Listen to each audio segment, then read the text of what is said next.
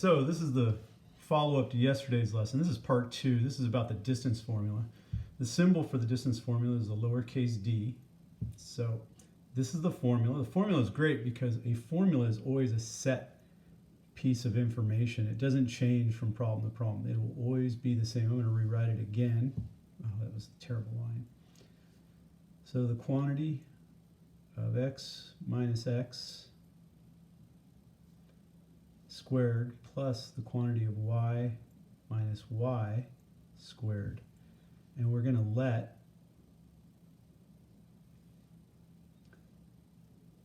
the first set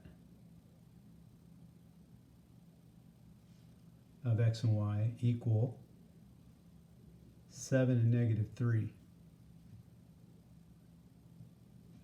And the second set is going to equal 9 and 6. And so your job is to input these values into the equation correctly. Feel free to stop the video at any time, all right? So d is equal to the square root of, here we go, x from the second set is 9 minus x from the first set, which is 7. And that's going to be squared. All right, here's a second quantity. Y from the second set, which is 6, minus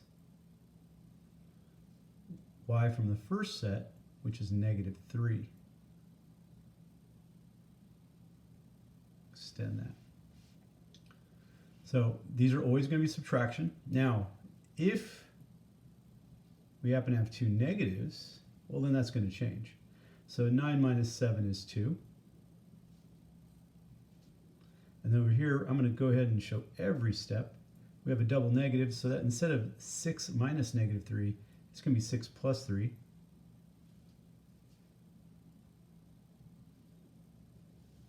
Now let's give me that sum right there. That's now going to be plus the quantity 9 squared. And so now this is the square root of 4 plus 81. Now I want you to think about this. The square root of 81 is 9. So what's going to happen is we're going to add these two together, and I'm going to ask you what the square root of 85 is. Now we know that 85 is not a square number, but it is a little bit greater than 81. After 81, the next square number is 10. Which is considerably farther. So we can easily say that the distance between these 2 points, between 7, negative 3, and 9, 6, is approximately going to be 9 and we'll say 2/10, okay? It's all about putting these numbers in the right place. Now, if we had been in the classroom, I could have shown you that there's a little bit more flexibility to that, but I'm not going to get into that right now.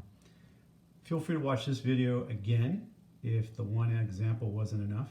And then feel free to just look it up online as well, because there will be more examples out there for you. All right?